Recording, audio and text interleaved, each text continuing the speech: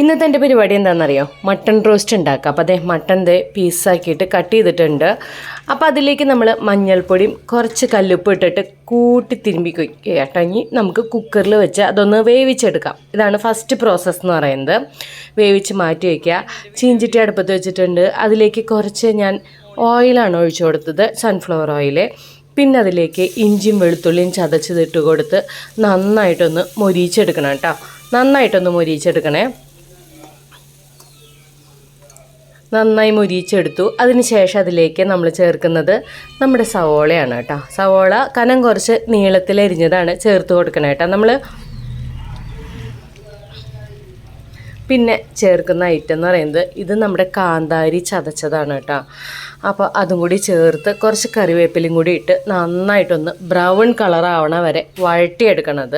അതിന് ശേഷം അതിലേക്ക് മല്ലിപ്പൊടി 1 സ്പൂൺ ഇട്ടാൽ മതി. ചെറിയ സ്പൂണായ കാരണം 2-3 സ്പൂൺ ഇടണമെന്നൊക്കെ നിങ്ങൾക്ക് തോന്നും. 1 സ്പൂൺ ഇട്ടാൽ മതി. അതുപോലെ നമ്മൾ ഓൾറെഡി കാന്താരി ചേർത്തിട്ടുണ്ട്. അത് കാരണം നമ്മളിതിലേക്ക് പിന്നെ കുറച്ച് മുളക് പൊടി ചേർക്കാം, കുറച്ച് മഞ്ഞൾപ്പൊടിയും ചേർക്കുക. കാന്താരി ഓൾറെഡി ചേർത്തിട്ടുണ്ട് കേട്ടോ. അത് കാരണമാണ് ഇത്ര കുറച്ച് ചേർക്കണേ. കാന്താരിക്ക് നല്ല എരിവുണ്ടായിരുന്നു, കറിക്കും നല്ല എരിവുണ്ടായിരുന്നു.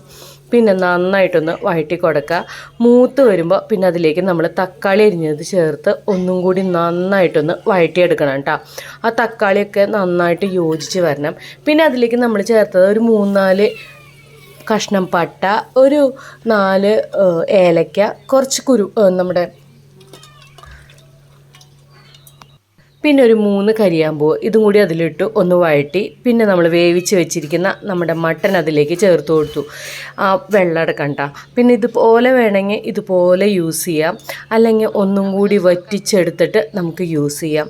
നല്ല ടേസ്റ്റ് ഉണ്ടായിരുന്നു. കാന്താരി ആയ കാരണം ഭയങ്കര സ്പൈസി ആയിരുന്നു കേട്ടോ.